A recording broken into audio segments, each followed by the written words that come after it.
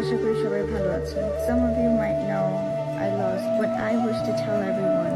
দুবাইয়ের হোটেলে নাফিজা কামালের সাথে ধরা খেল সাকিব আল হাসান। হঠাৎ লাইভে এসে সাকিবকে তালাক দিয়ে যা বলল সাকিবের স্ত্রী শিশির। দর্শক, বেশ কয়েকদিন ধরে আলোচনায় সাকিব আল হাসান। এবার ক্রিকেটীয় বা শোরুম উদ্বোধন নিয়ে নয়, এবার পরকীয়া প্রেম নিয়ে আলোচনায় সাকিব। যেখানে সাকিব আল হাসান বিপিএল এর দল কুমিল্লা ভিক্টোরিয়ান্সের মালকিন নাফিজা কামালের সাথে দুবাইয়ের একটি হোটেলে 4 দিনের জন্য রুম বুকিং করেন। তারপর থেকে আলোচনায় উঠে আসে এরপরে এক তরুণী তো সাকিব সম্পর্কে বেশ খোলাসা করে লাইভ ভিডিও করেন। সেই তরুণী মুখ খোলার পরে সাকিব যেন আরো বিপদে পড়ে যায়। দুবাইয়ের হোটেলের সিসিটিভি ফুটেজেও সাকিব নাফিজা কামালকে দেখা যায়। এছাড়া বেশ আপত্তিকর ছবি প্রকাশ পায় সাকিব ও নাফিজা কামালের, যেখানে তারা দুজন দীর্ঘদিন ধরেই পরকীয়া প্রেমে লিপ্ত।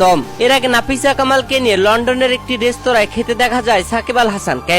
এছাড়াও বেশ কয়েকটি ভিডিও প্রকাশ পেয়েছে সাকিব নাফিজা কামালের। যদিও সাকিব আল হাসান ও নাফিজা কামালের এমন আপত্তিকর ছবি প্রকাশ হওয়ার পরেই সাকিবের স্ত্রী শিশির আহমেদ তার অফিসিয়াল ফেসবুক পেজে একটি পোস্ট করেছিলেন, যে পোস্টে তাদের সম্পর্ক নিয়ে সমালোচনা করতে নিষেধ করেছিলেন। তবে সদ্যই একটি পোস্ট ভাইরাল হয়েছে, যেখানে উম্মে আহমেদ শিশির নামে একটি নতুন আইডি খোলা হয়। সেখানে একটি পোস্ট করা হয়, আর সেই পোস্টে লেখা হয়, গতকাল থেকে সাকিব হঠাৎ আমার ফেসবুকের পাসওয়ার্ড পরিবর্তন করে আমার সাথে সব যোগাযোগ বন্ধ করে দিয়েছে। পরে আমি আমার ব্যক্তিগত দ্বিতীয় অ্যাকাউন্ট থেকে এই পোস্টটি দেখেছি। একটা মানুষ দিনের পর দিন আমাকে কিভাবে ঠকাচ্ছে তা আমি আর পারলাম না।